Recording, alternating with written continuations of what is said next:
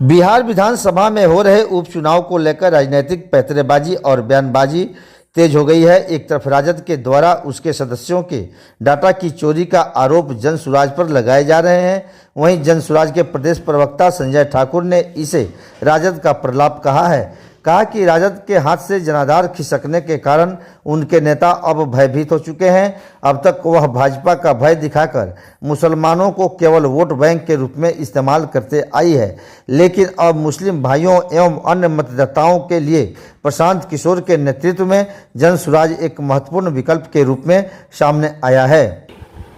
एकजुटता हो रही है। जो मुसलमान भाई बार बार पिछले 32 वर्षों से राजद के नेतृत्व से ठगे जाते रहे हैं, जिन्हें महज वोट बैंक ही समझा गया है और उनके साथ बार बार राजनीतिक दृष्टि से, प्रशासनिक दृष्टि से, शासन में शामिल करने की दृष्टि से, शिक्षा की दृष्टि से, सब दृष्टि से उन्हें उपेक्षित किया गया, उन्हें अपमानित किया गया। वो तो मजबूरी में भाजपा के डर से लालू जी के साथ सटे रहे हैं। अब उन्हें आदरणीय प्रशांत किशोर जी जैसा गांधीवादी और सेकुलर नेतृत्व मिल गया है, इसलिए मुसलमान भाइयों की बड़ी संख्या में जनसुराज के साथ मौजूदगी ने राजद परिवार को भयभीत कर दिया है। वहीं जनसुराज के प्रणेता प्रशांत किशोर ने कहा कि लालू नीतीश राज ने बिहार को कूड़ा राज्य बना दिया है और इन बेशर्म नेताओं को यह कहने में शर्म भी नहीं आती कि बिहारी मजदूरों की बदौलत दिल्ली और अन्य राज्यों में मजदूरों के काम चलते हैं। इन्होंने यह बातें बिहार विधानसभा उपचुनाव के चारों सीटों पर जनसभा को संबोधित करते हुए कही। प्रशांत किशोर ने कहा कि बेशर्म नेताओं के बोल वैसे ही होते हैं। इन्होंने कहा कि बिहारी मजदूरों के दिल्ली में और अन्य राज्यों में मजदूरी करने पर जो नेता गौरवान्वित होते हैं उनको शर्म करनी चाहिए। कहा कि अगर नेता बिहार और बिहारी को सम्मान दिलाना चाहते हैं तो बिहारी को बाहर में जाकर अपमानित होने की नौबत नहीं आती। बिहारी मजदूर बाहर जाकर मजदूरी और सब्जी बेचने का काम करते हैं और इसी पर इन नेताओं को गर्व होता है। अगर यहाँ के नेता चाहे होते तो यह बिहारी अपने घर पर ही सब्जी की खेती किए होते, बिजनेस व्यापार बढ़ा होता है। वो पीएम मोदी का मामला, अभी मामला बिहार का है। बिहार में मोदी जी ये बताएं कि बिहार के लिए 12 साल में उन्होंने क्या किया।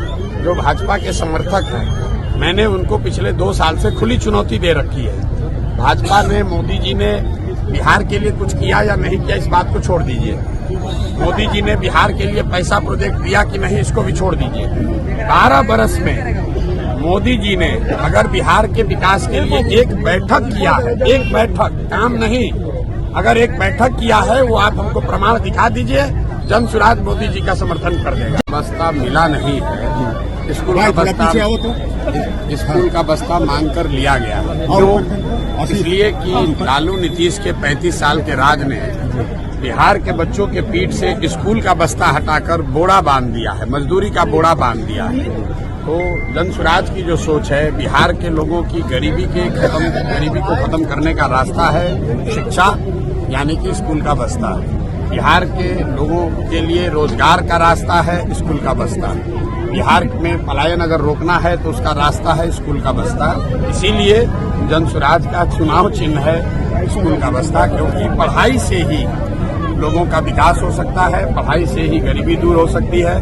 जब तक सरस्वती नहीं आएंगी तब तक लक्ष्मी नहीं आ सकती हैं। ये तो हिंदू धर्म में हर जगह कहा गया है। गिर की और गुजरात की और केरल की बात मत कीजिए।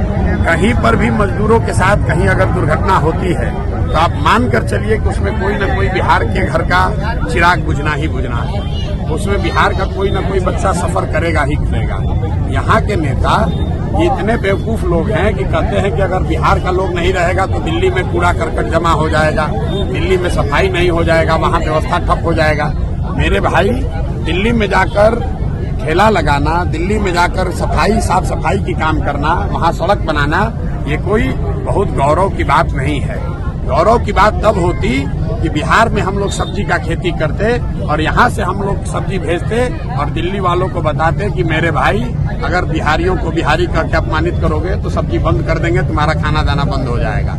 यहाँ पर उद्योग धंधे लगे होते, उनकी सब्जी और उनके उत्पाद से दिल्ली और अन्य प्रांत के लोगों का जीवन बसर होता और तब वे कहते कि बिहारियों पर पूरा देश टिका हुआ है। इन्होंने कहा कि बिहार का विकास तभी संभव होगा जब यहाँ के लड़कों के पीठ पर बोरा नहीं बल्कि स्कूल का बस्ता होगा।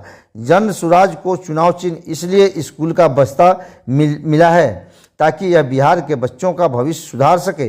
प्रशांत किशोर ने कहा कि हिंदू धर्म में भी कहा गया है कि जब तक सरस्वती नहीं आती तब तक लक्ष्मी नहीं आती हैं। इसलिए हम लोग सबसे पहले सरस्वती को लाने का काम करेंगे और उसके बाद लक्ष्मी अपने आप चली आएंगी। इमामगंज में पीके की चुनावी सभा में कहा गया कि लालू नीतीश के 35 साल के राज ने बिहार के बच्चों के पीठ से स्कूल का बस्ता हटाकर मजदूरी का बोरा बांध दिया है।